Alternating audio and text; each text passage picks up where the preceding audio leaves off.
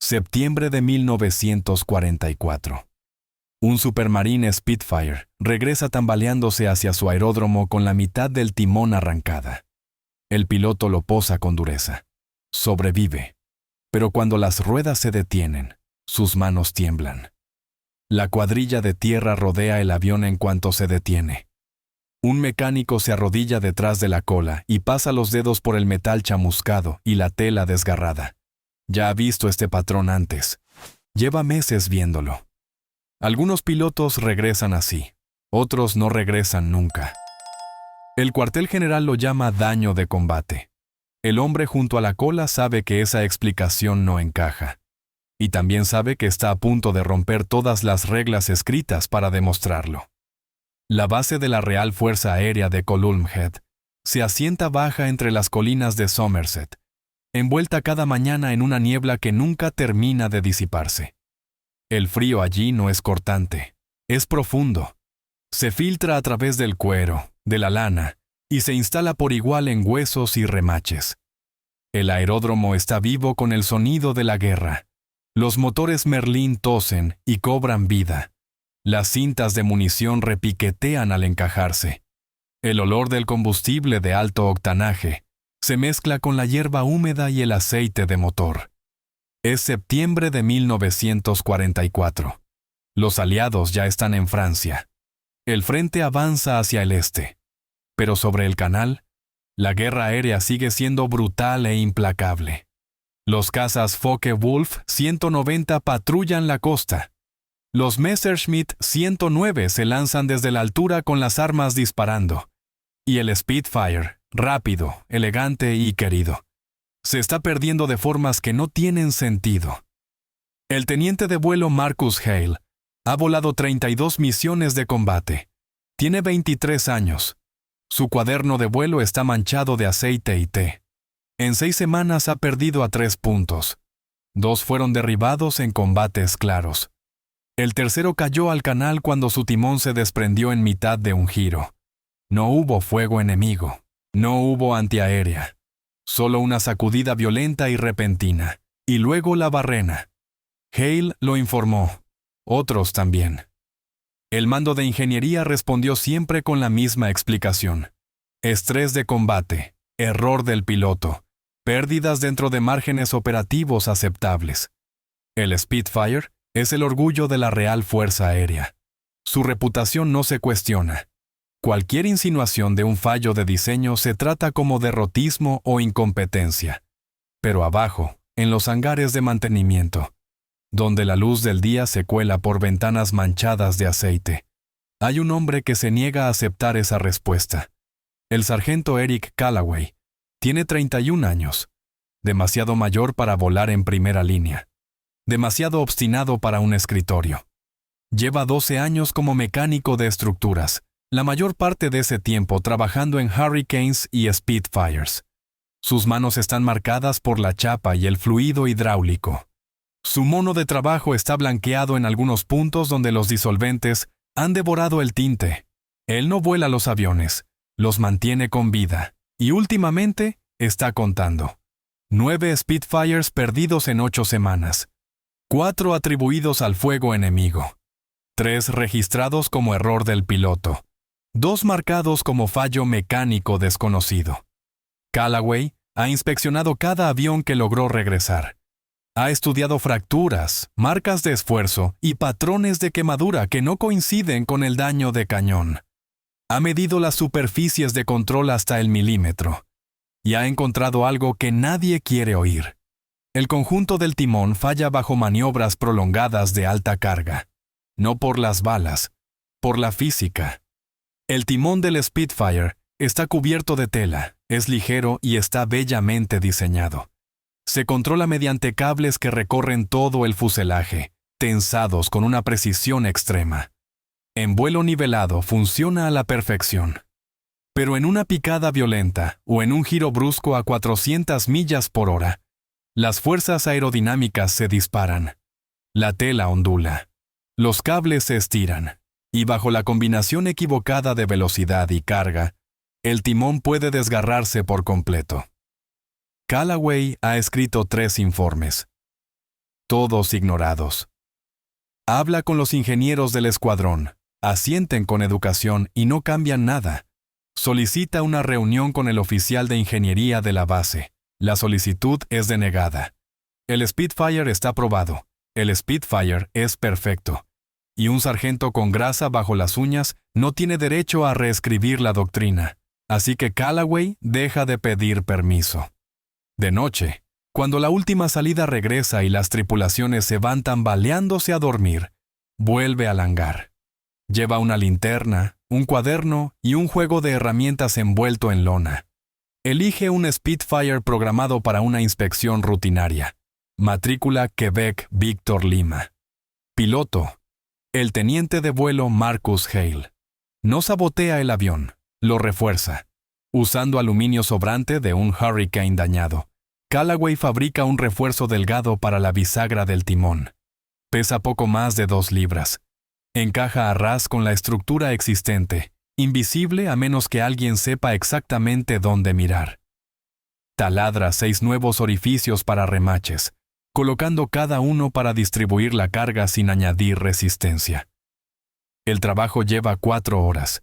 Cuando termina, da un paso atrás y lo observa bajo el parpadeo de una única bombilla colgante.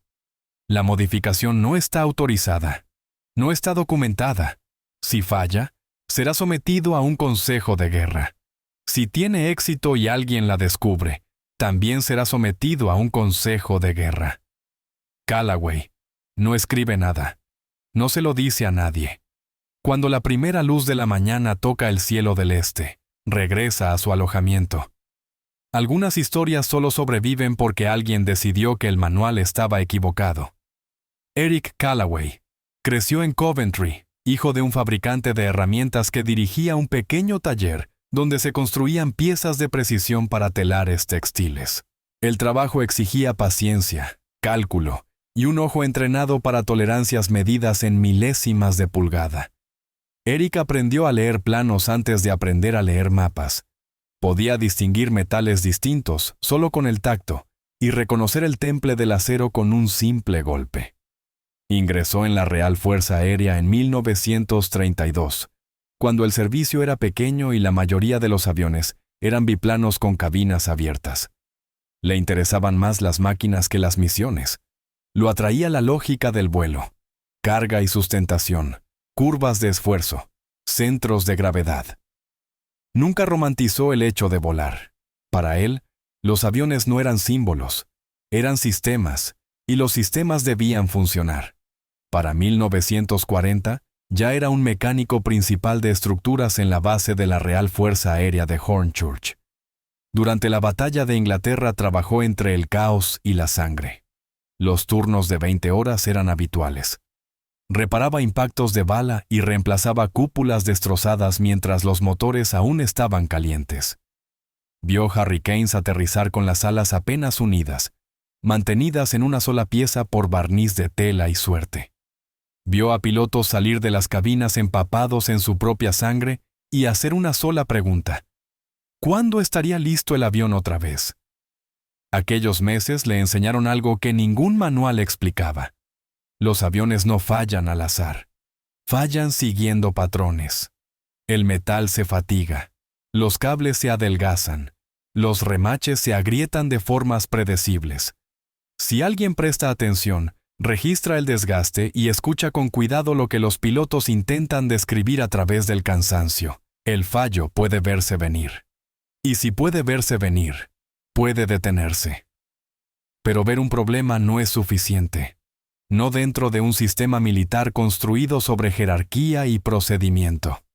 Las ideas que vienen desde abajo solo se toleran cuando resultan convenientes. Un sargento puede hacer una sugerencia, no puede tomar una decisión. Callaway ya había aprendido esa lección. En 1942 descubrió una vulnerabilidad en una línea de combustible del Hurricane Mark II Charlie. Documentó 3 fugas posteriores al combate que habían provocado incendios en cabina. Escribió un informe detallado, añadió diagramas y propuso una corrección de redireccionamiento que llevaría 30 minutos por avión. Su oficial al mando le dio las gracias y archivó el papeleo. 2 semanas después, un Hurricane se incendió en la calle de rodaje. El piloto sobrevivió, pero con graves quemaduras de 3er grado. El informe de Callaway nunca fue mencionado. Fue entonces cuando comprendió la verdad. Tener razón no era suficiente. Las pruebas no eran suficientes. Sin autoridad, lo único que importaba eran resultados tan evidentes que el mando no tuviera otra opción que escuchar. Así que cuando Callaway empezó a ver el patrón en los timones de los Spitfire, no escribió otro informe. Construyó una solución. En silencio. Con cuidado. Solo. Eligió a propósito el avión de Marcus Hale. Hale era conocido por un pilotaje agresivo, inversiones bruscas y giros rápidos a alta velocidad que ponían nerviosos a otros pilotos. Si el timón iba a fallar, fallaría bajo las manos de Hale. Y si el refuerzo funcionaba allí, funcionaría en cualquier parte. Callaway no se lo dijo a Hale. No podía. Si Hale lo hubiera sabido, habría estado obligado a informarlo. La modificación habría sido retirada. Callaway habría sido sancionado. Y los pilotos seguirían muriendo. Así que Callaway guardó silencio y esperó. El problema en sí no era nuevo. Era invisible. Los Spitfire volaban desde 1938. Se habían construido miles. Se habían perdido cientos. El diseño había evolucionado a través de muchas variantes. Los ingenieros de Supermarine habían resuelto problemas de refrigeración, reforzado los tanques de combustible y corregido el aleteo de las alas.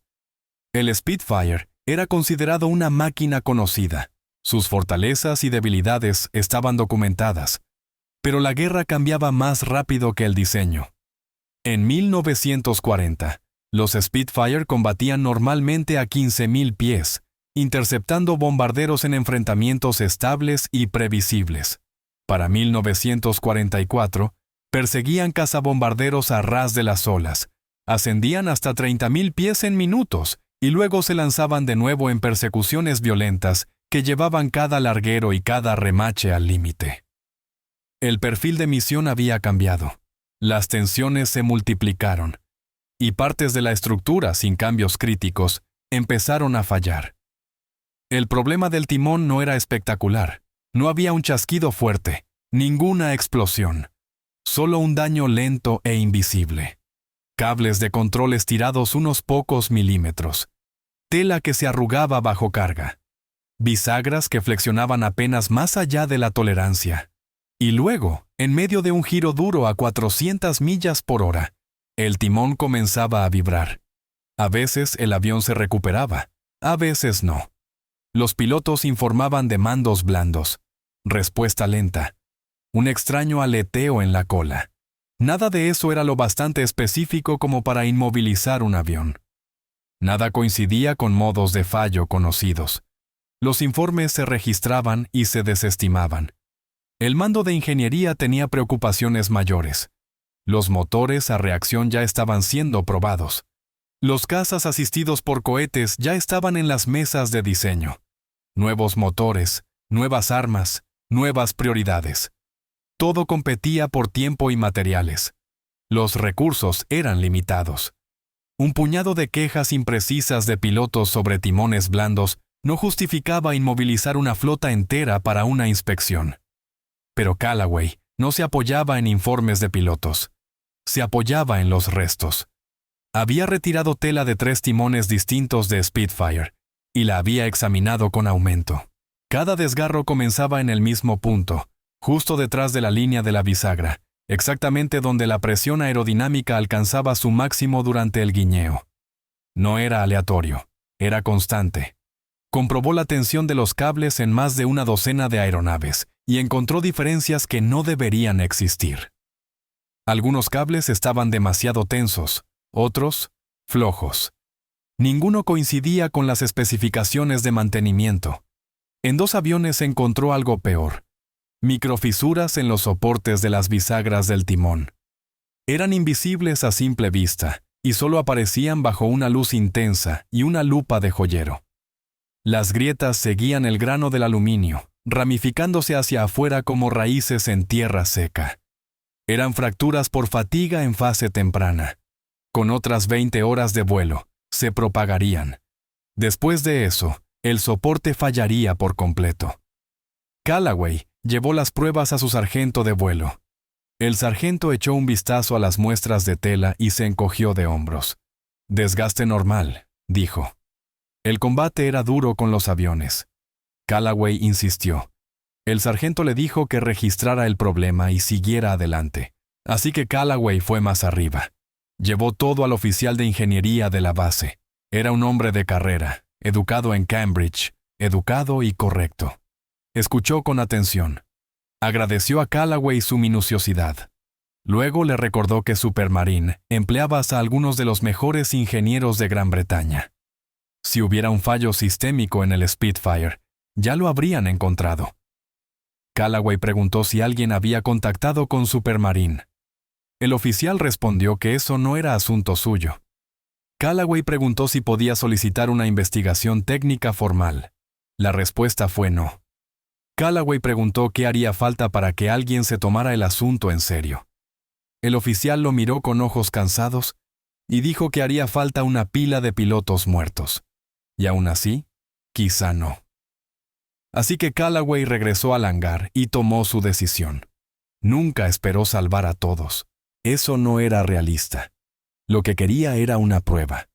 Si el refuerzo funcionaba, si el avión de Marcus Hale regresaba intacto tras el tipo de vuelo que ya había matado a otros, entonces Callaway tendría algo que ningún informe podía ofrecer. No una teoría, no una recomendación, un resultado vivo que no podría ignorarse. 2 días después de instalar el refuerzo, el oficial de ingeniería de la base llegó sin aviso para una inspección. Recorrió el suelo del hangar con una carpeta, seguido por un oficial subalterno, revisando registros y fichas de célula. Callaway observaba desde el otro lado del hangar, el pulso firme pero ensordecedor en los oídos. El oficial se detuvo ante el avión Quebec Victor Lima. Pasó la mano por el fuselaje. Luego se agachó junto a la cola. Callaway sintió cómo se le cerraba el pecho. El oficial se incorporó, anotó algo en su carpeta y siguió adelante. Callaway volvió a respirar. Esa tarde fue convocado a la oficina de ingeniería. El oficial de ingeniería de la base estaba sentado tras un escritorio cubierto de manuales y formularios de requisición. No estaba enfadado, estaba decepcionado.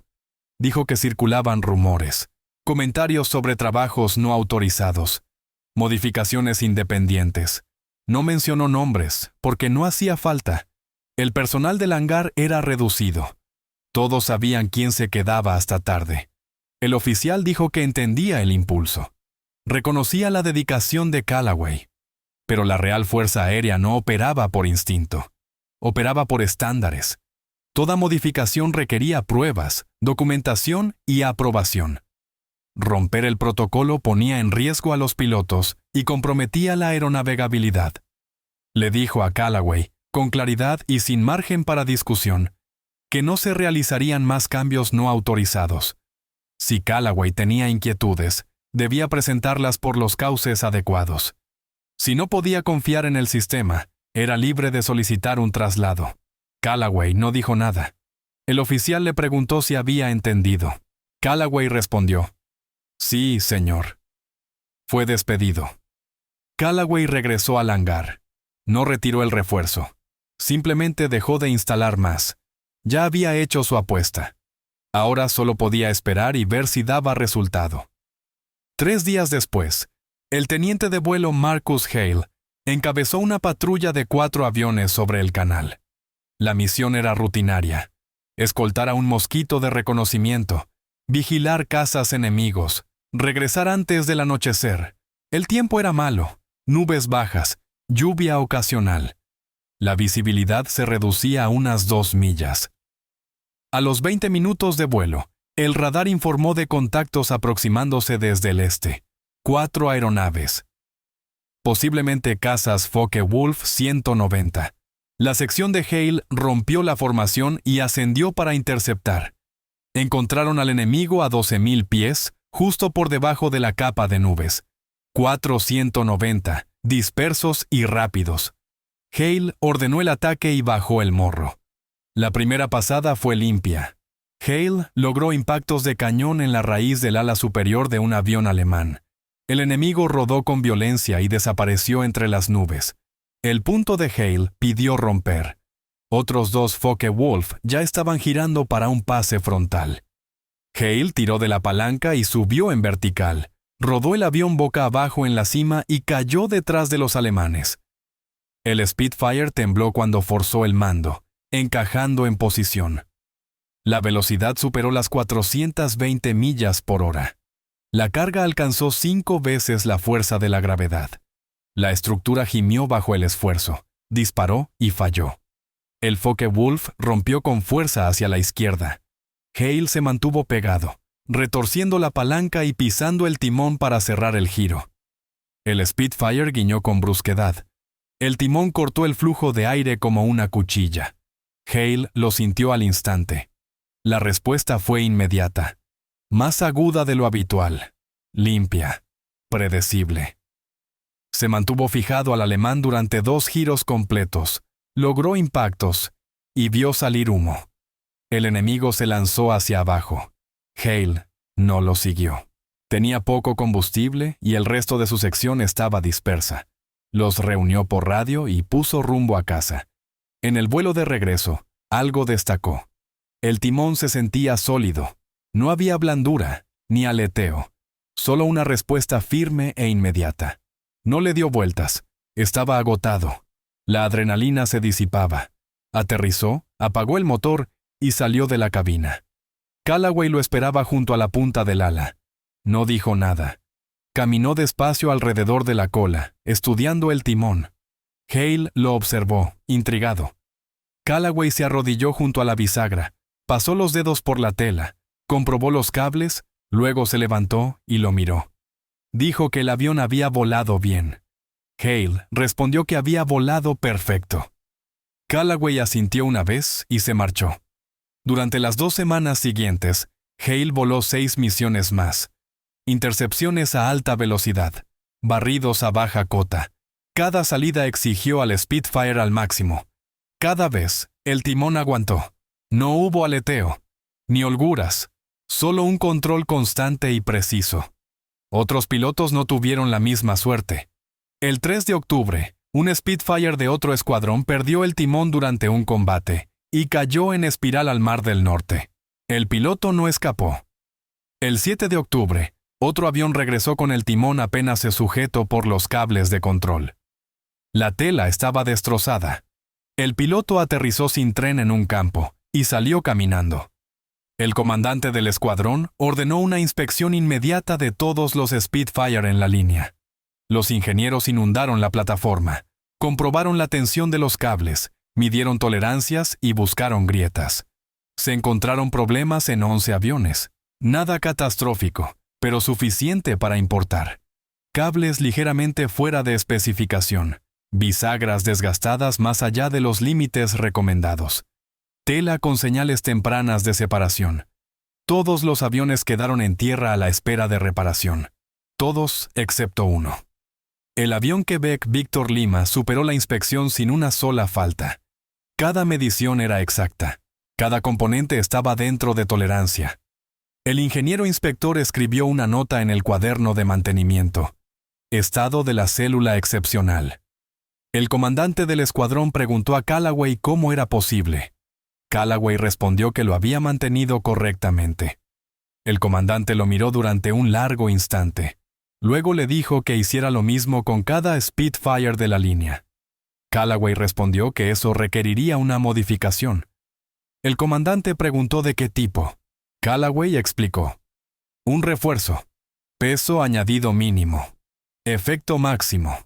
Dijo que ya había sido probado. Funcionaba. El comandante preguntó si estaba autorizado. Callaway respondió que no, señor. El comandante preguntó si era seguro. Callaway dijo que era más seguro que lo que estaban volando en ese momento.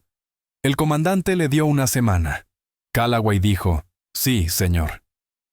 En menos de un mes, cada Spitfire de la base de la Real Fuerza Aérea de Column Head llevaba el refuerzo. La modificación quedó registrada oficialmente.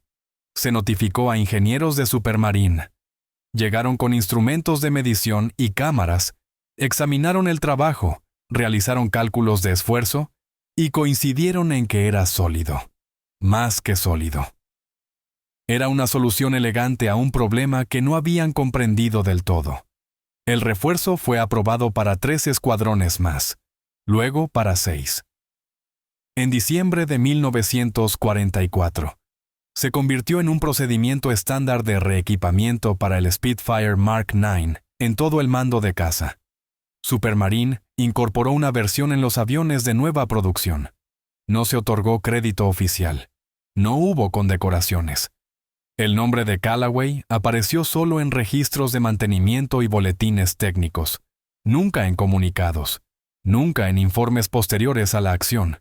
A él no le importó, no le interesaban las medallas, le importaban los números. Entre octubre y diciembre de 1944, los fallos de timón en los Spitfire Mark IX se redujeron en un 73%. Los pilotos informaron de una mejor respuesta de control, especialmente durante maniobras defensivas a alta velocidad. 3 revisiones de incidentes independientes concluyeron que la supervivencia de las aeronaves estaba directamente ligada al conjunto de timón reforzado. El teniente de vuelo Marcus Hale voló 19 misiones de combate más antes de que la guerra llegara finalmente a su fin. Sobrevivió a todas. Cuando le preguntaban cómo, solía señalar la suerte. Un entrenamiento sólido y un equipo de tierra que mantenía su avión recto y fiable. Años después, al cartearse con un historiador que estudiaba la ingeniería del Spitfire, Hale escribió sobre Eric Callaway. Lo describió como silencioso, preciso y obstinado en el mejor sentido posible. Dijo que Callaway nunca hablaba de su trabajo, simplemente lo hacía. Y cuando un problema quedaba resuelto, Callaway pasaba al siguiente. Hale escribió que debía su vida a un hombre que rompió las reglas porque las reglas estaban equivocadas. Añadió que la guerra estuvo llena de personas así. Hombres cuyos nombres nunca aparecieron en los libros de historia, pero cuyas huellas estaban por todas partes en las máquinas que llevaron la guerra hasta su final. La modificación del timón salvó al menos a 9 pilotos, probablemente a más. El número real nunca podrá conocerse. ¿Cómo se cuentan los desastres que nunca ocurrieron? Aviones que no cayeron, nombres que nunca aparecieron en las listas de bajas porque un sargento, armado con una linterna y una caja de herramientas, decidió que tener razón importaba más que obedecer. Eric Callaway dejó la Real Fuerza Aérea en 1946. Regresó a Coventry y reabrió el taller de su padre. Fabricó piezas para telares textiles y más tarde para los primeros automóviles. Se casó. Tuvo 2 hijas. Nunca aprendió a volar. Rara vez habló de la guerra. En 1963, un periodista que investigaba el diseño del Spitfire logró localizarlo y le preguntó por el refuerzo del timón. Callaway confirmó los hechos básicos, pero rechazó una entrevista completa. Dijo que no era una historia. Era solo mantenimiento. El periodista insistió. Le preguntó si alguna vez se había arrepentido de ignorar la cadena de mando. Callaway pensó un momento y luego dijo que el arrepentimiento era un lujo. No tuvo tiempo para él en 1944 y no veía motivo para tenerlo ahora. Murió en 1979.